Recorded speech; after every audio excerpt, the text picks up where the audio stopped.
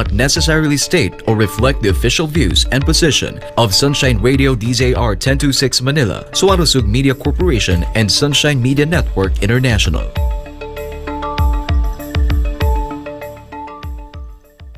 Para sa Diyos at sa Pilipinas nating mahal. Kailangan yung tayuan yung prinsipyo. Kailangan nandun ka lagi sa tama. Para ito sa mga tunay na lalaban para sa bayan. Pagkamali, banatan. Pero pag tama naman, palakpakan natin. Yan ang banatero, walang inuurungan. Pag tama, palakpakan. Pag mali, ay babanatan. Yan ang banateros, boses ng ordinaryong Pilipino. Banateros ay walang makakaawan. Yan ang banateros, walang inuurungan. Pag tama, palakpakan. Pag mali, ay babanatan. Yan ang banateros, boses ng ordinaryong Pilipino. Banateros ay walang makakaawan.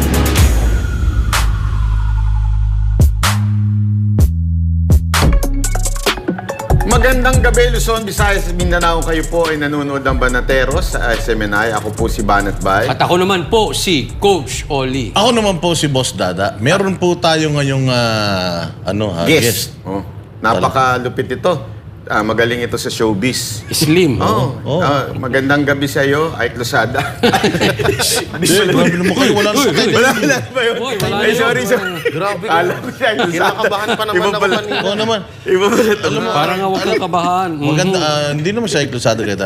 May Nanginginig pa guest naman po ako tayo sa ngayon. bagong motor ko ngayon. Huwag naman ganun. Yes, magandang gabi sa iyo, Alan K. Ay, hindi pala. Si Jay Guevara, ang malupet na Yan, banateros sa si Jay. Banateros, mga ka-LDS. Yan, isang mabiyayang araw sa ating lahat. Uy, bago At yun, nandito na naman ako, muli. No? Kasama ko ang mga banateros, ang aking mga kuya. Hindi nyo ba alam yung LDS? Tinaboy na kasi tayo, hindi daw tayo DDS. Hindi na tayo DDS. So LDS na tayo ngayon. legitimate. LDS. Napanood ko yun eh. Legit Duterte supporter. Sa kanila na yung DDS daw. Sige, okay lang. Ang kinin nyo. Sa inyo na. Sabi ko nga, sa susunod, malay mo, kayo na rin mademanda. Speaking of, pero tayo po ay mapapanood ng live sa kapartner mo sa Balita at Serbisyo, YouTube channel, syempre. Facebook page ng Boss Dada TV and Coach Oli and Banat Bay.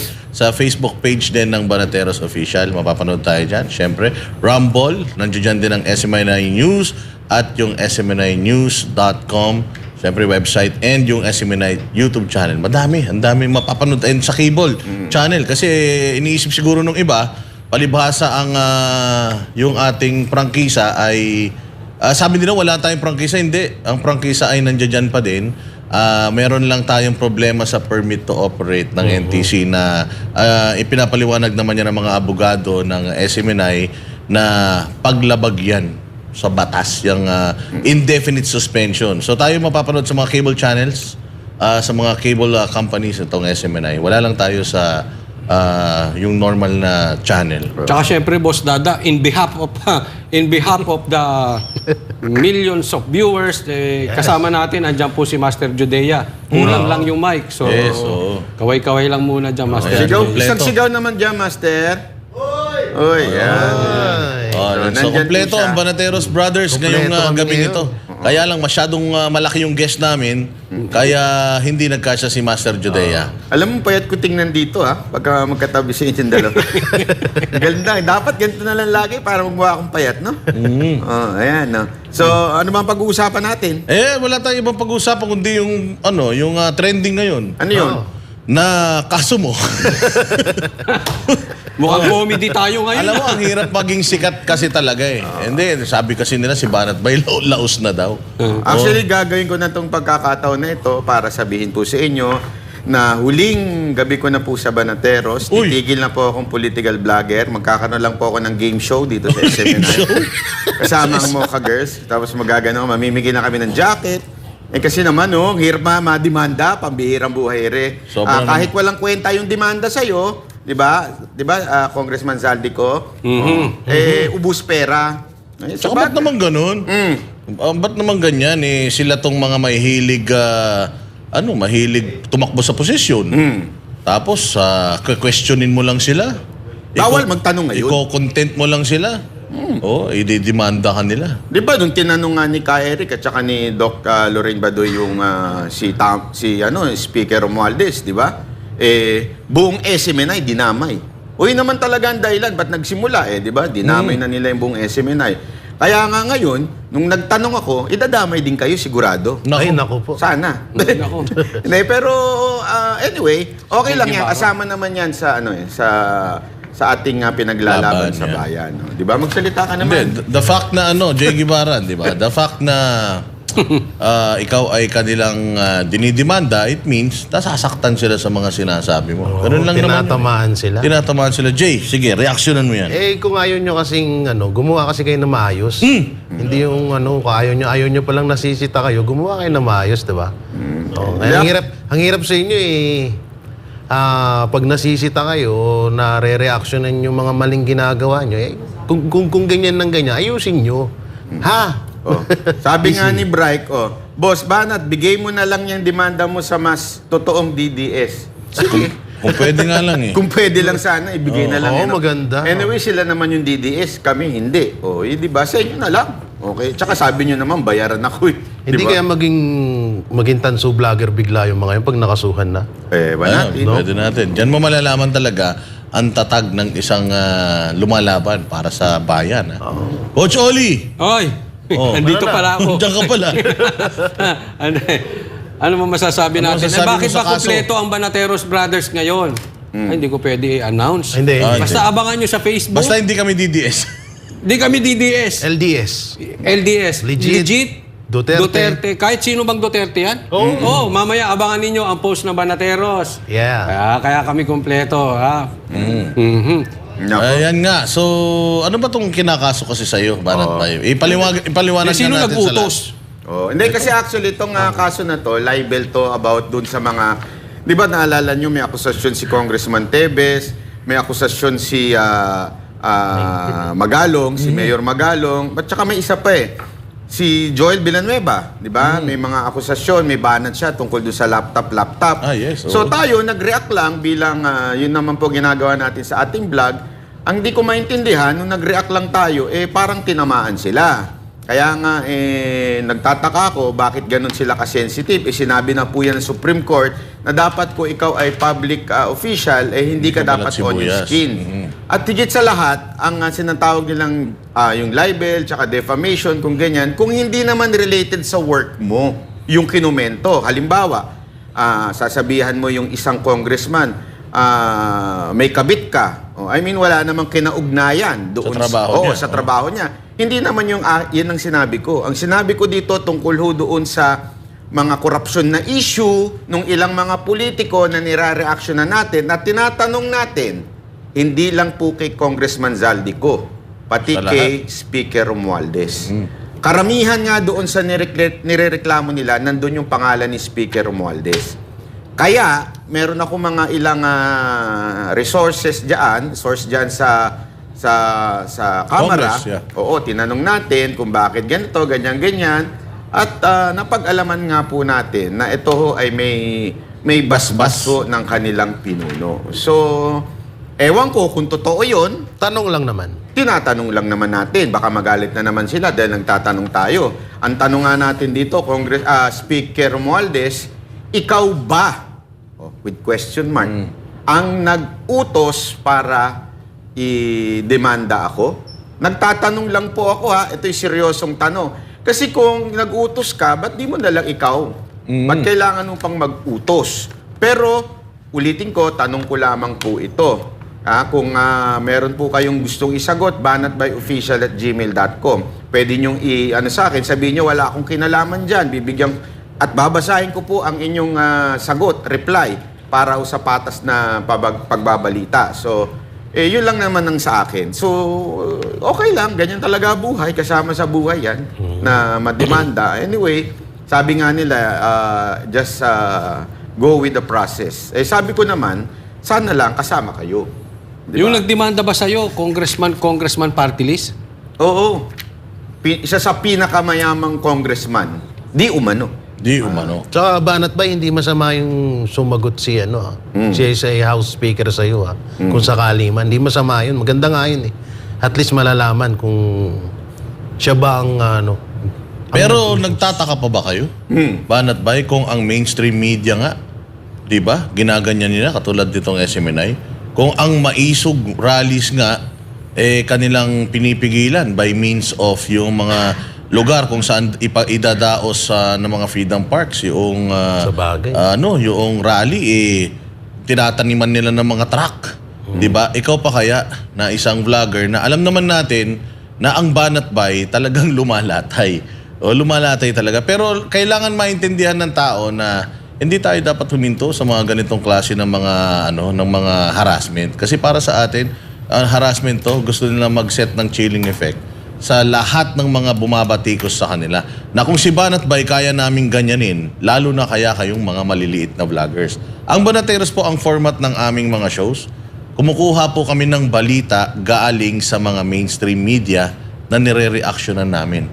So I don't think there's something na pwede kang malibel because of that. Because nagre-react ka nga lang doon sa mga balita na available na hindi tayo katulad ng iba na nagki-clickbait, hindi tayo katulad ng iba na gumagawa ng mga fake news, hindi tayo katulad ng iba na nag-i-expose. Hindi po tayo mga newscaster na nag-ahatid ng balita. Tayo lang ay nagre-react sa mga balita. Katulad din ang ginagawa natin dito sa SMNI. Patungkol dun sa tanong ni Banat Bay na kung sasagot man ito si Speaker.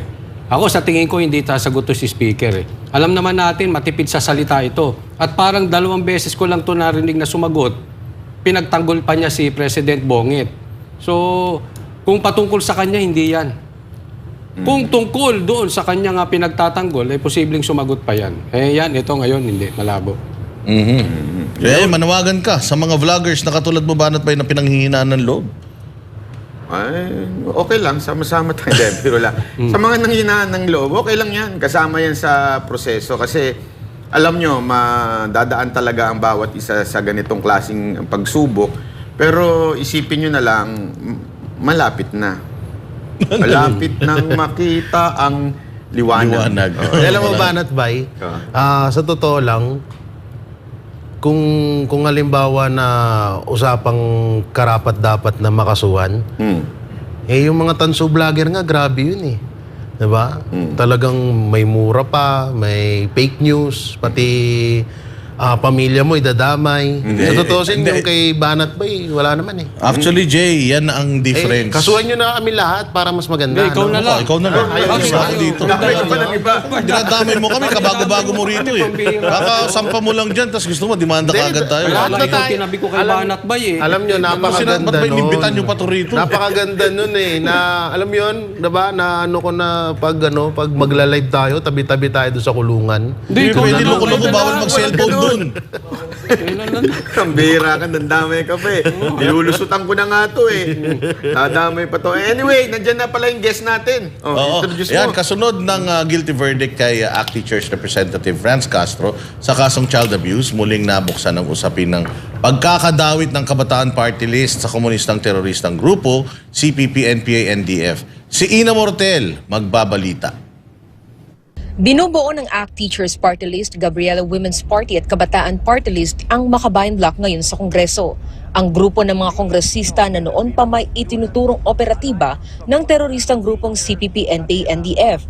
Nitong Lunes, hinatulan si ACT Teachers Representative Franz Castro at dating Bayan Muna Representative Satur Ocampo na guilty sa kasong child abuse dahil sa pagbiyahe ng mga ito sa may 14 na mga kabataang katutubo mula Talaingod, Davao del Norte patungong Maco, Davao de Oro noong 2018. Isang malaking tagumpay ito ayon sa tagapagsalita ng Legal Cooperation Cluster ng NTF-ELCAC. Nang tanungin naman kung paano na ang mga kasama ni Castro sa Kongreso, isa sa mga nabanggit ni Attorney James Clifford Santos ang Kabataan Party List. Nakabinbin pa rin ngayon sa COMELEC ang petisyon upang kanselahin ang mga kaliwang party list na ito dahil ayon kay Attorney Santos, ilang beses daw naghahain ng motion ang kabataan na halatang delaying tactics. Pero anya, natatakot lamang ang mga ito na mabisto ng tuluyan. Natatakot yung sila, Kabataan Party List, na mag-present ng evidence yung Republic dahil nga we really have a strong roster of witnesses, no, who will be testifying kung ano yung nangyayari sa mga party lists na associated sa CPP, NPA, NDF. And natatakot sila na makapagsalita yung mga to in the proper forum dahil it will be very damaging against them. Ayon naman kay Attorney Marlon Musantog, dating opisyal ng NTF-ELCAC at ngayon National Coordinator ng IPRA Center, matibay ang mga ebidensya laban sa Kabataan Party List. There has been a plethora of evidence coming from the testimonies of witnesses under oath, even during congressional investigation, na yung party list nominees themselves, sila na they were selected because they were high-ranking member. And all nominees are high-ranking members of the CPP, NPA, NDF. May hamon din si Busantog sa Kabataan Party List kung hindi totoo na sila ay bahagi ng teroristang CPP, NPA, NDF tulad ng mga patotoo ng dating mga kadre. Yan yung challenge ko sa kanila. If you think that this FR, si Alma Gabin, for example, Kabataan Party List, founder ng Anak ng Bayan, na precursor ng Kabataan Party List, bakit niyo file ng kaso? Samantala, para kay Dr. Lorraine Badoy, dating tagapagsalita din ng NTF-ELCAC, dumating na ang araw upang maramdaman ng mga kinikilalang kaaway ng Estado ang pangil ng batas at matuldukan na ang insurhensya sa bansa. Dumating na ang araw nila. Dumating na ang araw nila. And it's wonderful to hear this, no, na for a case like this to have happened, because my faith in the judicial system is further strengthened. Because ang lakas ng loob nila na sila pa ang nagdedemanda gamitin ang sistema na ito, yung judicial process natin. So, we welcome it with open arms. We embrace it. Para sa Diyos at sa Pilipinas kung mahal, ito si Ino Mortel, SMNA News. Nako, ayan na nga po. Itong pinagtataka ko, Banat Bay, ikaw na wala kang kaso, ginagawan ka ng kaso. Ikaw na malaya, gusto kang ikulong. Samantalang itong mga guilty na, nakakapagpa-interview pa sa media, nakakapag-press con pa, at saka nakakapag-rally pa. Oo nga. Saan ka naman? Kakandidato pang kapal ng mukha. Ang kapal. Bukod sa kakandidato, parang sila pa ang kawawa. O na siya daw ay isang guro at ang trabaho ng guro ay pangalagaan ng mga estudyante. Napakasakit daw para sa kanya ang mapagbintangan doon sa kaso ng na child abuse. Samantalang ikaw itong mabilis at ikaw itong pinakamaingay pagdating sa alipusta kay Pastor Apollo Kibuloy. Lagi niyong ginagamit yung mga inabusong kabataan, siya naman ay hindi pa napaparusahan o hindi pa napapatunayan na may kasalanan. Kayo itong may mga kasalanan sa batas. Ayan, at ngayon makakasama po natin si Attorney Marlon Busantog. Ayan, chairperson ng I-Peace Rights and Advocacy Center, IPRA Center. Magandang gabi, Sir Marlon. Naimbag nga sabi tayo amin kay natataraking nga banateros tayo. Paunin. Gabi po sa ating lahat. Agbiag ti Ilocano nga po. Abay talaga naman. Siyempre mga Ilocano ang banateros Banat Bay si Ocholi. Wen Manong. Nako, matindi po itong mga issues ngayon. Ano pong nararamdaman ninyo na unti-unti kahit papaano medyo wala ng tiwala ang karamihan ng mga Pilipino sa justice system natin dahil nakikita naman natin na parang wala ng hustisya sa Pilipinas, pero at least kahit paano may konting liwanag na patunayan na may kasalanan itong dalawa sa mga may kaso dito sa Tagum City, dyan sa Davao del Norte. Ano po ang inyong nararamdaman bilang isang IP? Yes, matagal po kasi ang advocacy, matagal po nating sinasabi, almost more than 5 years, 6 years ago, na ang mga salugpungan schools po ay ginagawang paaralan para turuan ng pagbomba, pag-armas, pag-ambush yung mga IPUs natin. No? Nangyari po yan, nagsimula sa congressional investigation, at ngayon we were affirmed by the trial court, by the RTC. No? So big shout out po sa RTC ng Davao City para mabigyan ng justice yung ginawa sa mga bata. No? Kasi yung ginawa sa mga bata na yan, pinaglakad yan ng 3 hours in the middle of the night, na gutom habang umuulan. So, yung area na yun, very dangerous po yung area kung saan sila pinaglakad. Usually, nangyayari doon yung mga encounters ng NPA sa military. So, deliberately, alam nila na ganun yung sitwasyon, pero pinilit pa rin lang kinuha yung mga bata, 14 of them. Try na dinala sa Tagum City, buti na lang hinabol ng mga parents ng DSWD, kaya na-recover yung mga bata. No? So kung nagsasalita si Franz Castro na sinasabi na siya ay tumutulong or nag-rescue para saan? Hindi naman ang mag-rescue dyan mga parents pero bakit yung kumabol sa inyo mga parents? Ang nag-rescue kung kayo yung nag-rescue, bakit yung hinabol ng IP community, dala yung mga tribal leaders nila? Attorney, bale, masasabi natin ito ay bantay sa lakay. Sa ngayon po ba, is it safe na tawagin ng kriminal itong si Castro at Ocampo? Yes, we can call them convicted child abusers. Ayun. Pangalawang tanong, dapat na ba sila mag-resign? Or dapat tanggalin ng Kamara itong si Castro? Yes, unang-una kay Franz Castro kasi ang ACT Teachers was party list that supposedly represent the best interests of the children. No? But having a party list representative na convicted po ng child abuse, hindi lang po isa, dalawa na bata, but 14 IP children, ay karapat dapat mag-resign na siya, mahiya naman siya. Kasi kung sa ibang bansa nangyari yan, wala nang usapan na dapat pa siya mag-resign o hindi, dapat ura-urada mag-resign na siya kasi wala na siyang moral authority to speak sa lahat ng issues na involved ang kabataan kasi meron siyang conviction. Hindi lang kasi siya accused siguro sabihin natin noon, pwede siyang sabihin na he was falsely accused, pero dumana po sa due process yung kaso niya. No? Nagkaroon ng presentation ng evidence, nagkaroon siya ng right to present her own evidence, but at the end of the day, the court found that she is guilty together with 9 other people, including sa Ocampo, of abusing the rights of children. So ano po ba yung mukhang ihaharap ni Castro sa Kongreso para sabihin na I am fighting for the rights of children kung siya mismo ay convicted ng child abuse? Attorney, kasi po 'di ba alam natin na si Congressman Tebes ay tinanggal sa Kamara even if hindi pa to convicted. Pero itong si Franz Castro ay convicted na. So talagang meron tayong basihan para sila ho ay matanggal na dyan sa Kamara. Ang tanong po yung inyong po bang grupo ay walang gagawing appeal o pakikipag-usap kay Speaker Romualdez para po aksyonan ito? O Yes. ano po ba ang plano ninyo?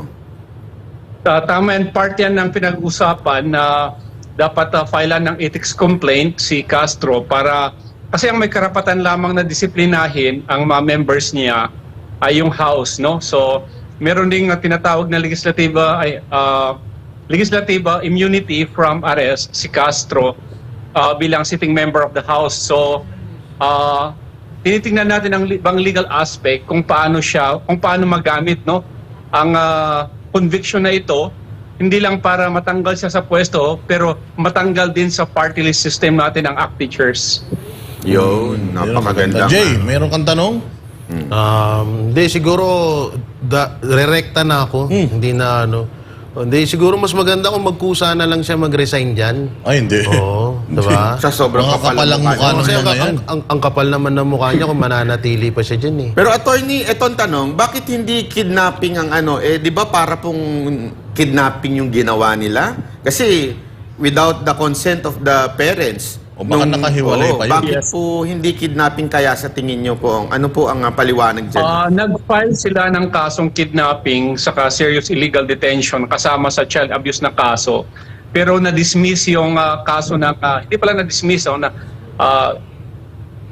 dininay ng korte yung pag-include sa kaso na kidnapping. Pero yung ginawa ng state natin ay tinuloy pa rin. So nag-file sila ng motion for reconsideration at pending appeal pa yung kaso ng kidnapping. Okay. So we hope na with this conviction na matutuloy na magkaroon ng reversal of the ruling at matuloy na aside from child abuse, makasuhan din sila ng kidnapping at serious legal detention.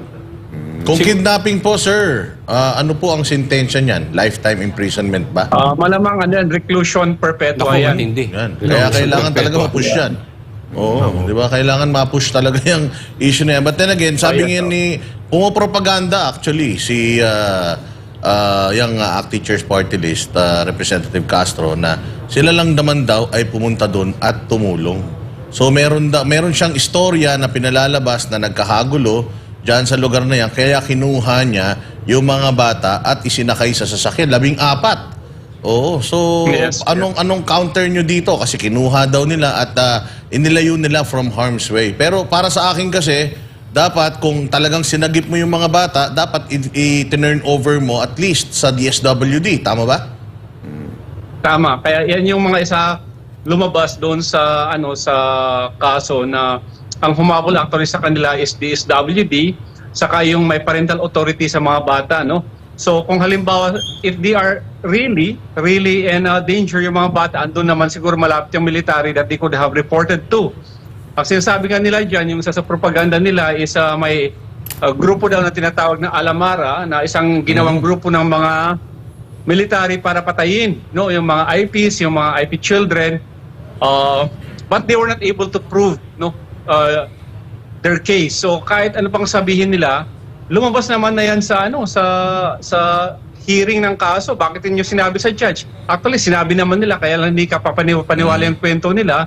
So mas nanaig pa rin yung simple situation na on the time na nadakip kayo na sila sa checkpoint sila, dala-dala niyo mga bata.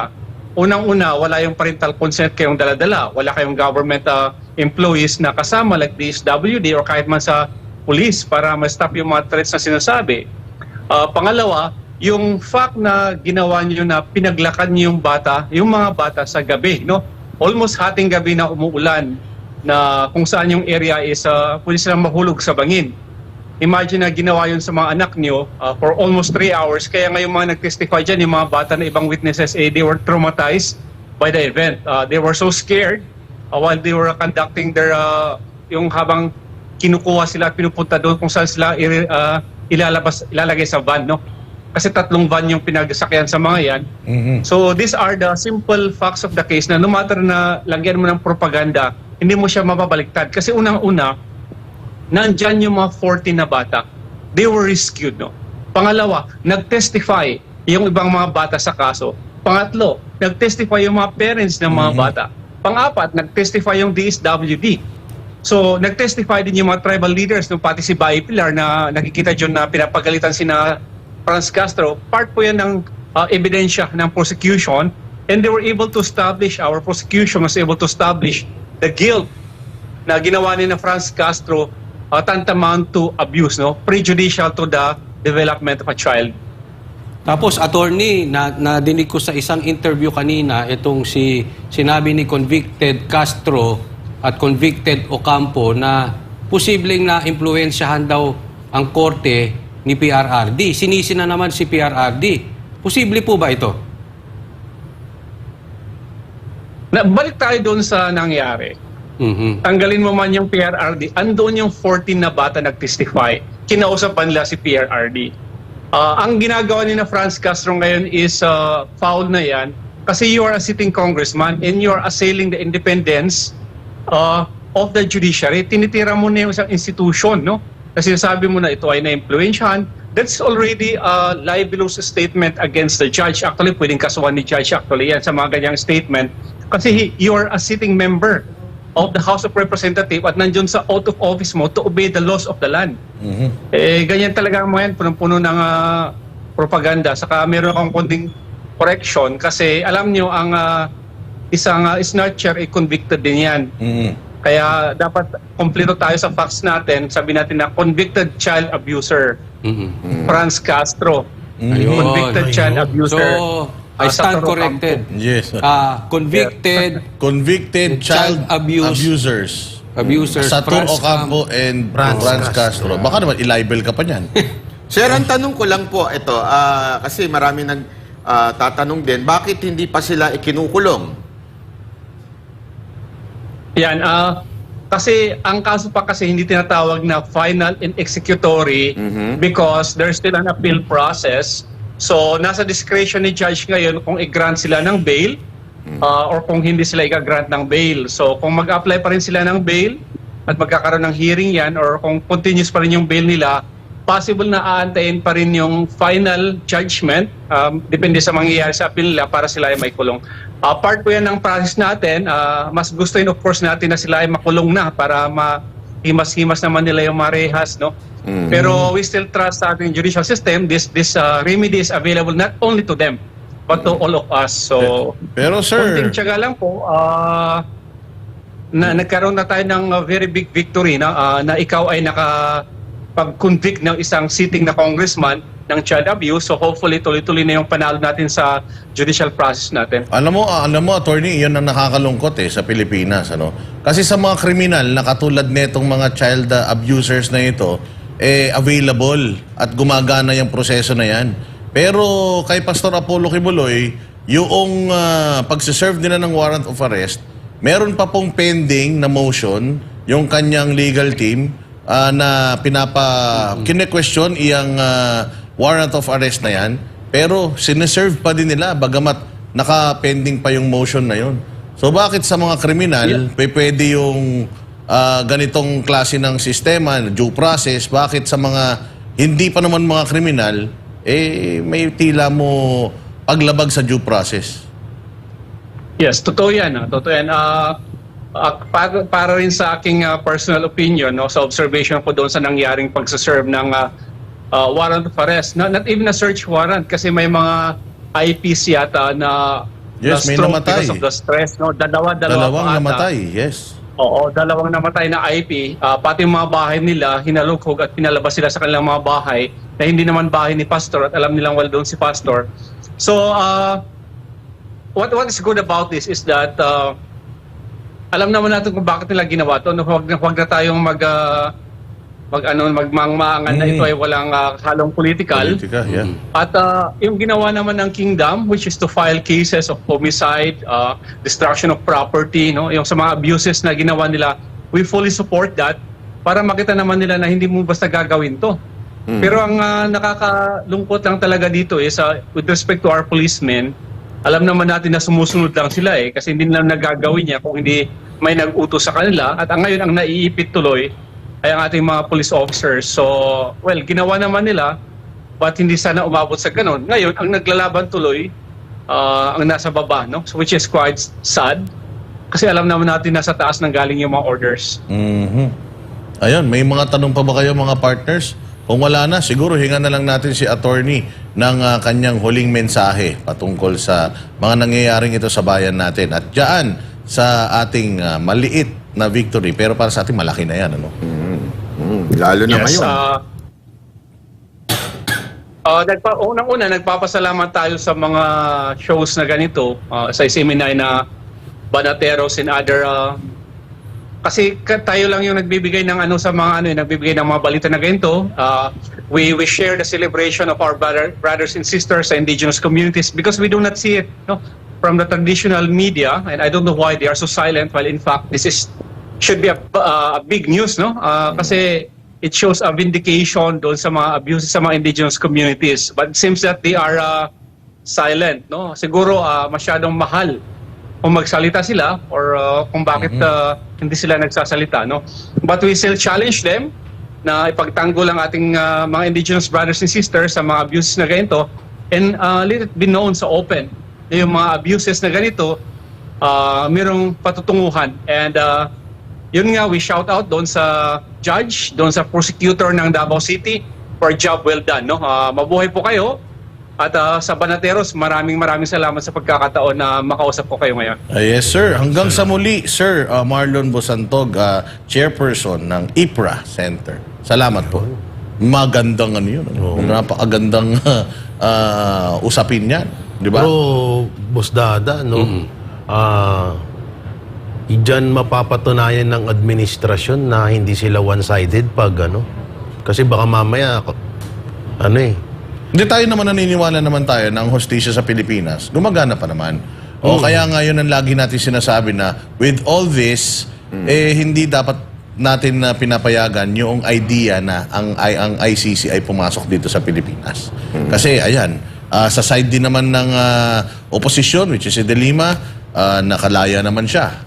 Ito naman, sa side naman ng ng gobyerno, itong mga child abusers na ito, na mga nasa kamera pa, napatunayan din naman na may mga kasalanan sila. So, magandang sign po ito.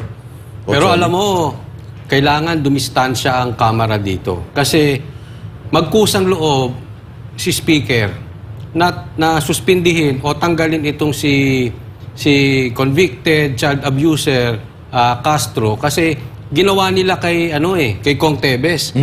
Dapat gawin nila dito. Dahil Pressure sasama sila. ang pangalan ni Speaker dito sa mga ito kung hindi sila didistansya. Dapat It's i-pressure either nila tanggalin o dumistansya na sila dito kay Castro. Oo, yung mga nagmamalinis na mga congressman na sumayaw-sayaw lang si Tebes, tinanggalan na nila ng kapangyarihan. Kaya pag hindi sila umaksyon dito, Binoto ng taong bayan to, ha? dikit ang pangalan nila kay Castro. Tsaka baka dyan bumango lalo. Ibig sabihin, pag hindi nila inano yan, no? Jay Guevara, pagka hindi nila yan kinana, o ibig naman sabihin, hindi nila dininig yung ethics complaint dyan, kung meron man, ibig sabihin kinukonsinti. Yes. Kaya yung lansa ng isda, damay-damay sila dyan. Nako! Huwag yung sasabihin niya, kasama sa demanda ko. Tsaka ito pa, Yung tain na Yes, tinago. Erap. Jay, ano yun, Jay? Oy, ba't serap?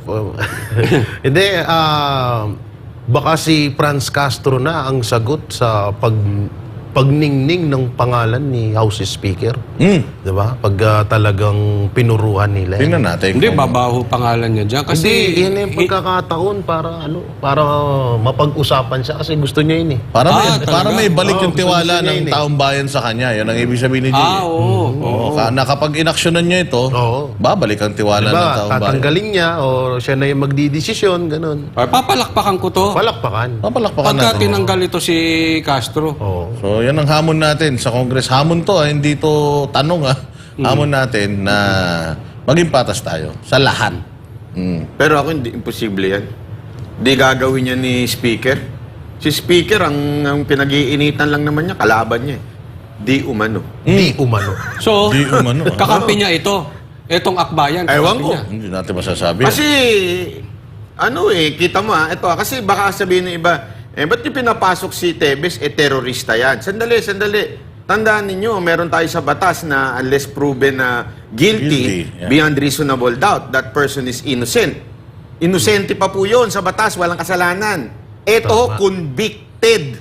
Ibig sabihin, talagang child abuser.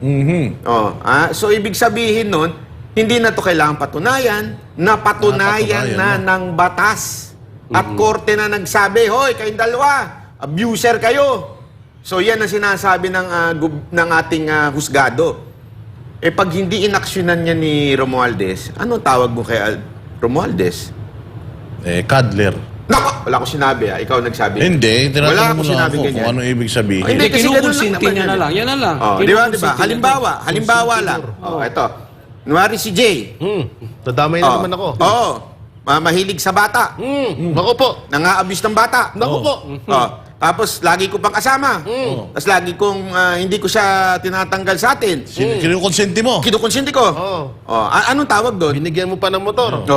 Ano? Hindi bigay yun. Sabihin, Utang. utang pala. Ano ibig sabihin nun? Kinukonsenti mo. Konsentidor ako. Kakampi mo. Oo. Sinusuportahan ko. Susuportahan mo. Pero kung hindi ko siya sinusuportahan, tatanggalin ko yan sa grupo. Tama, mali. Sisitahin mo man lang at least. Tama. So, dalawa lang yan. Walang middle ground. Speaker Romualdez, ano po ba? Ako nagtatanong lang, nasan kayo? Supporter po ba kayo ni Franz Castro na isang convicted child abuser? O kayo ay against doon sa tao na yan? Tanong na rin natin si Abalos kung may mga kaibigan siyang pwedeng mag-ambag-ambag. Oo. Para patungan. Para magkaroon ng magkaroon ng patong to. Kasi may mga kaibigan naman kayo na nag-aambag-ambag para maaresto ang wala pa namang kasalanan. Pero itong may mga kasalanan na. Baka gusto nyo rin mag-ambag-ambag. Yung mga generous na mga kaibigan nyo dyan. Di ba? Ang Yung mga sabi nga nila, high and mighty. Yung mga richest batas sponsor. ay batas. Yeah. Naku. Tayo dyan. sa batas Siyempre, na may batas. isa pa tayong issue na mabigat Yung dyan sa pagbibitaw. Nino? Pagbibitiw ng mga taga-DepEd. Ayan, nagbitiw na sa pwesto ang 5 matataas na opisyal ng Department of Education. Ilang linggo matapos mag-resign si VP Sara bilang Education Secretary. Para sa isang political strategist naman, isa ang pag-resign sa mga dahilan ni Vice President para hindi na siya makadalo sa SONA ni Pangulong Bongbong Marcos. Si Ako, alam- Jason Rubrico. Alam ko yan. May kwento ako mamaya. O sige, magbabalita. Ilang kalihim ng Department of Education ang nagbitiw sa kanilang pwesto at yan ay para bigyan ng kalayaan si incoming DepEd Secretary Sonny Angara na mambili ng kanyang makakasama sa ahensya. Kabilang sa mga opisyal ng Department of Education na nagsumite ng kanilang resignation ay sina Undersecretary at Chief of Staff Michael Poa, Undersecretary for Administration Nolasco Mempin, Assistant Secretary Sunshine Fajarda, Assistant Secretary for Procurement Reynold Munsayak, at Assistant Secretary for Administration Noel Baluyan. Ayon kay Poa, nararapat lang nabigyan si incoming DepEd Secretary Sonny Angara ng kalayaang pumili ng mga taong magiging bahagi ng kanyang ahensya. Sa tanong kung magsisilbi pa rin ba siya sa ilalim ng liderato ni Vice President Sara Duterte, sinabi ni Poa na maghihintay lang siya ng anumang abiso mula sa pangalawang Pangulo.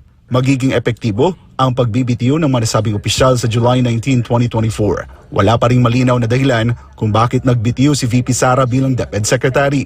Pero isa sa nakikitang dahilan ng isang political analyst kung bakit hindi dadalo si Vice President Duterte sa ikatlong State of the Nation address ni Pangulong Bongbong Marcos Jr. Haharap ka ba sa SONA na ikaw ay nag-resign na at sinabi mo ng June 12 na ang unit team ay pang-eleksyon lamang at ng June 19 ikaw ay nagsabi na ako ay nagre-resign sa DepEd.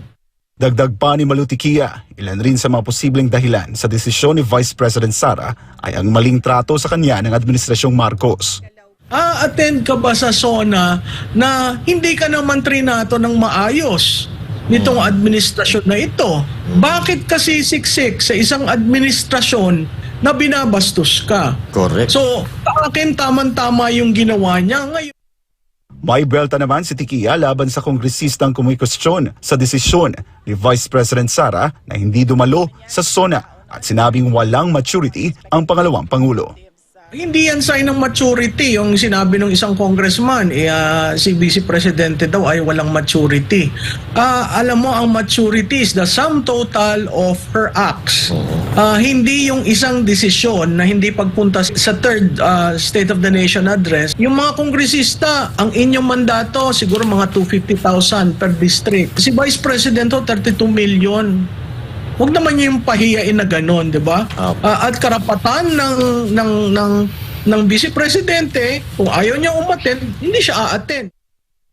Para sa Diyos at sa Pilipinas kumahal, ako si Jason Rubrico, SM9 News. Nagbitiw. Yun na nga. Alam mo yung story behind that? Sige, ano yan? Yan. Ito, chismis. Naku po. Chismis. Balita ko kasi mag-a-apply sila sa Office of the President. Kaya sila mo nagbitiw? Oo. Bakit? Direkta. Ha? Bakit naman? Masapit na mapalitan. Ay, grabe. Joke lang! Biro Oy. lang. Nagbibiro-biro lang ako. Huwag kayo magniwala sa akin. Nagbiro-biro lang. Huwag kayo maniwala man, ha? Pero may kadugtong yung kwento na yan. Ano yung kwento na yan? Kasi sa kanya, malapit na daw magbitiw, kaya mag-a-apply doon. Pero may post din itong idol broadcaster ko, ha? Oh, sino yan? Si Sir J. Okay. Tukayo ko yan. Nag-walk out down yung mga generals. Naku. Bakit naman kaya? Anong sa tingin nyo doon? Hindi ko alam. Naku, Wala akong komento dyan. Actually, ang tungkol dyan, Coach Oli, pinabulaanan na nga yata ng Armed Forces Oo, yan. medyo sinabi ng AFP na hindi daw Pinabulaanan totoo. na yan ng Armed Forces. Siyempre. Oo, yan So, nga. sa Pero, madaling salita, chismis lang pala daw yun. No? according to them. Pero alam naman natin, ganyan naman, hindi natin alam kung sino. Ang dami namang dininay. Gusto mo, ibulong Hindi, ko. pero hindi natin alam sino nagsasabi ng totoo ngayon. Yung pulis nga, hinuli nila, may video. Yung hinuli nila si Pauline Canada. Tapos, nagpunta pa doon yung abogado. Hindi daw totoong nahuli, fake news daw. Diba? Dininay. Dininay din, pero nahuli naman talaga. Ako kanina nagpulburon. Yung sa Goldilocks. Hindi, pero alam niyo kung sino Hindi namin. makakasagot niyan sa AFP. Mamaya, pagtabos namin si MJ, sasagutin niya yan kung totoo o hindi. Ay, Ikikwento oo. niya. Alam niyo lahat ng nangyari. MJ Montiar talaga yan. Siya nang bahala dyan. Siya ang nakakaalam ng mga Maraming bagay hawak to tungkol si dyan. MJ. Di ba? Ano masasabi mo, Jay? Kasi nagre-reklamo yung iba. Ba't di niyo pinagsasalita si Jay? Hindi doon ako magsasalita. Busog si Jay, baka masuka eh. Saan? Hindi doon ako magsasalita doon sa palaging kine-question nila yung hindi pagpunta ni BP Sara sa sa SONA. Akala ba namin mahina ng Duterte at hindi na kailangan ng isang Marcos ang isang Duterte. Eh bakit nung hindi napupunta sa zona, putak na kayo ng putak? Ba't ganun? Eh, akala ba namin, di ba? Lagi nyo sinisigawan. Dapat daw kasi may unity. Ayun naman. Lagi nilang pinagsisigawan na mahina na ang mga Duterte. May punto si Jay, no? Pagka okay ang Duterte sa administrasyon, sinisira nyo. Oo. Pero pag umaayaw na si Inday Sara sa administrasyon, hinahanap nyo naman. Ano ba talaga? Nagparali pa nga sila, di ba? O mag-resign ka na, mag-resign ka na. Nagparali kayo, mag-resign. Pinirahan nyo pa yung mga OFW. Hiningan nyo ng pera. Ay, naku po. Mag-rally kami. No, nagbigay sa inyo ng pera, kinatkom ninyo, hindi nyo binayaran yung mga nagrarally. O, di ba? Gusto nyo mag-resign. Ito nag-resign, hinahanap nyo. Tsaka may isa pa doon, Banat Bay, ang balita doon, 1,000 dapat ang ibibigay, kinatkong, ginawang 500 na lang. Sino kumatkong na naman yan? Buti nga, may binigay pa eh. Yung yung vlogger na inutusan ng asawa bumili ng suka. Pagbalik na vlogger na. Madaming alam tong sa vloggers. Pero alam mo yung ginawa, sinasabi nyo kay Sara, kay BP Sara. Kasi kahit anong gawin ni BP Sara, may masasabi sila. Pag umattend ng SONA, sasabihin nila, bakit hindi pumapalakpak? Pag pumalakpak naman, sasabihin, plastic ka, BP Sara. Pag hindi nag-attend, sasabihin, kailangan mag-attend ka. Alam mo, pag inggit talaga, lahat sasabihin. Kaya ito si BP Sara, hanggang 2028, kung sakaling aabot, lahat ng gagawin nito, bawat kibot nito, pupunahin. Pero Coach Oli, madugtongan ko yan napakahusay talaga nitong mga tauhan ni Inday Sara. Magaling talaga pumili ng tauhan kasi may delikadesa. Tama. May delikadesa. Kasi natatandaan mo, si DJ Bantag, nung siya ay doon sa Bilibid, siya ang hepe doon. Noong nagpalit ng administrasyon, nag-resign siya. Kasi nga, for delikadesa, dahil bago na presidente, para magkaroon ng laya yung presidente na makapili ng kung sinong gusto niyang ilagay doon. Pinigilan siya. Tama. So, itong mga tao ni Inday Sara, ganun din. Nung umalis si Inday Sara, bagamat hindi naman sila required na umalis dahil may mandato rin sila, pero dahil nga sila ay appointed ni Inday Sara, may delikadesa sila at binigyan nila si Senator Gatchalian ng kumbaga laya kung sila ay stay pa o sila ay papalitan makapili ng kanyang makakasama niya doon sa sa Department of Education. Sana lahat ganyan no? Eh, saan pa ba so, dyan mo makikita. Hindi kay BP Sara, diba? Eksakto. Diyan mo makikita talaga ang yung mga Duterte at yung mga taong nakapalibot sa Duterte, maayos talaga. So kailangan natin ng mga Duterte talaga sa gobyerno. Oo. At sa ibang balita naman, naghiwalay na si Rico Blanco. Naghiwalay na ba? Ay, naging showbiz. Showbiz na yan Akala ko si... Pangsakin lang yan Hindi. Nahawa ka na. Hindi kasi grabe yung iyakan na naganap dun. Ay, grabe. Oo, yung tinanong si... Pero sa tingin mo, sinong may kasalanan doon sa hiwalayan na yung Banat Bay? Ang dami lumalabas na video. Alam ko. Na sumasayaw-sayaw si Marie. Sabi ko na nga ba. Alam nyo, itong problema natin, ito Banat Bay, ilalabas ko na to. Sa tuwing may hiwalayan ng mga artista, laging lalaki may kasalanan. Kahit tayo naman biktima. Paminsan-minsan maging babae naman dapat. Napaka-unfair nyo. Kita mo, yung mga tao dito sa studio, umaano sila. Tama. Kasi lagi na lang kami mga lalaki may kasalanan, kahit mga babae naman yung... Hindi, wala tayo sinasabing may kasalanan si Maris, ha?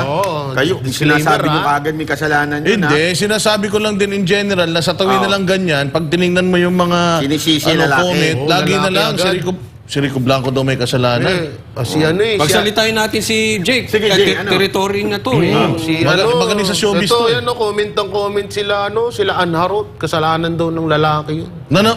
Tingnan mo. Grabe talaga siya. Bakit lalaki may kasalanan? Ewan ko dyan sa mga yan. Yan. So, abangan nyo huli bukas naman na Banat Bay per minute. Oo.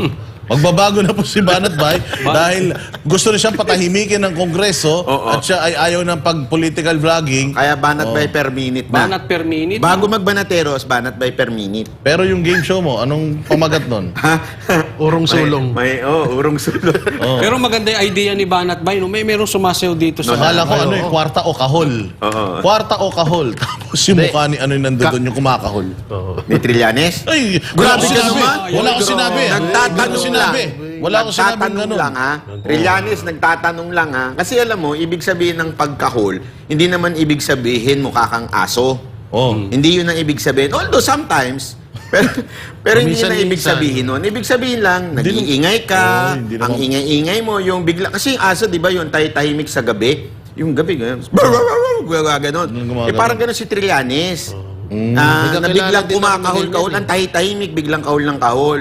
Di ba? Yun yung, hindi naman ibig sabihin mukha siyang aso. Hindi naman mukha, ano yun eh, maayos magdamit yun.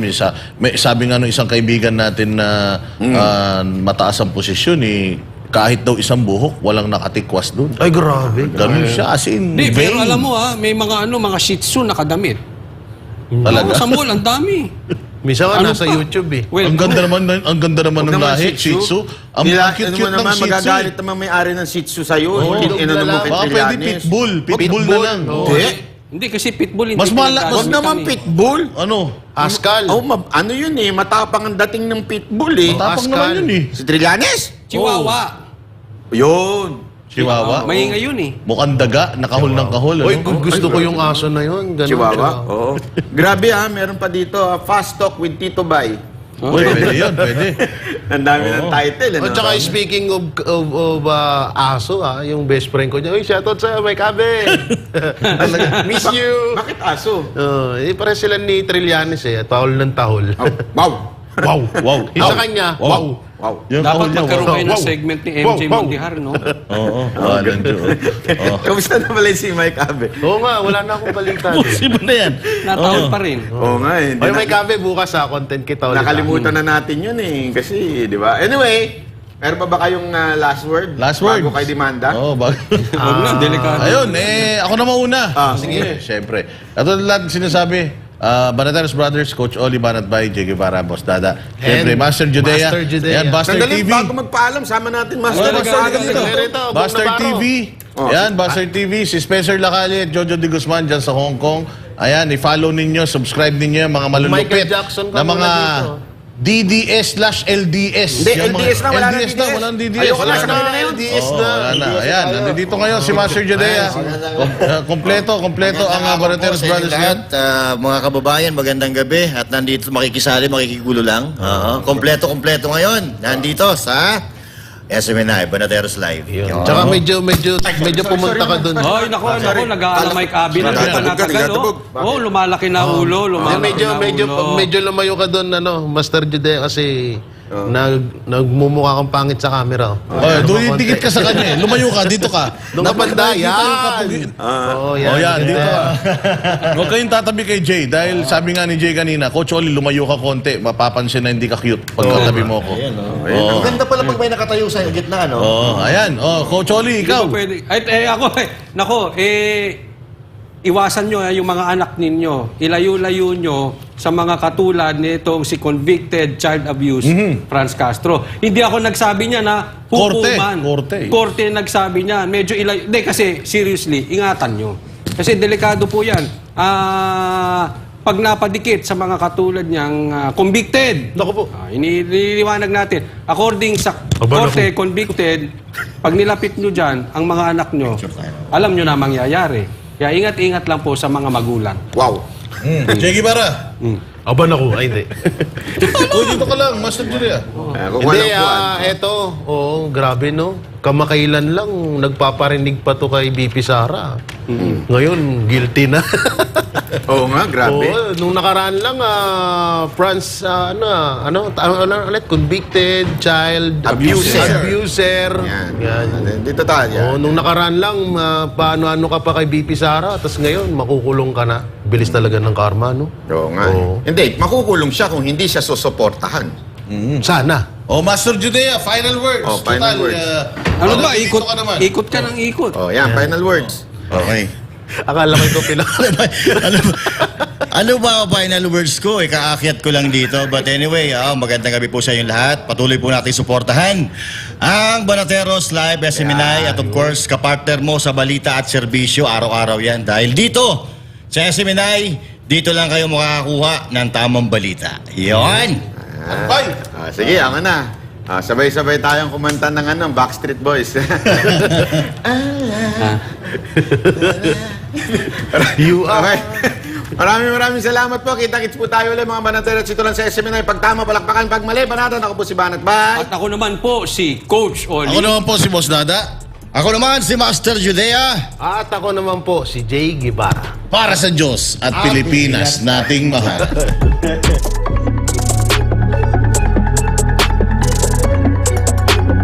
Para sa Diyos at Pilipinas nating mahal. Kailangan yung tayuan yung prinsipyo. Kailangan nandudong ka lagi sa tama. Para ito sa mga tunay na lalaban para sa bayan. Kamali, banatan. Pero pag tama, palakpakan natin. Yan ang Banateros, walang inuurungan. Pag tama, palakpakan. Pag mali ay babanatan. Yan ang Banateros, boses ng ordinaryong Pilipino. Banateros ay walang makakaawan. Yan ang Banateros, walang inuurungan. Pag tama, palakpakan. Pag mali ay babanatan. Yan ang Banateros, boses ng ordinaryong Pilipino. Banateros ay walang makakaawan.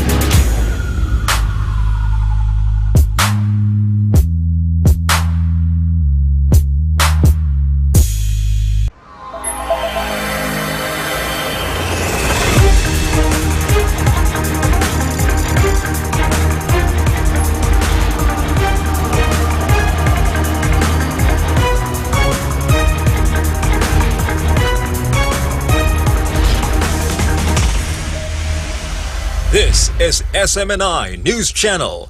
Truth that matters. Subscribe to SMNI News Channel and turn on the notification bell to keep you up to date. Also visit our official social media accounts and join our community on Viber and Telegram.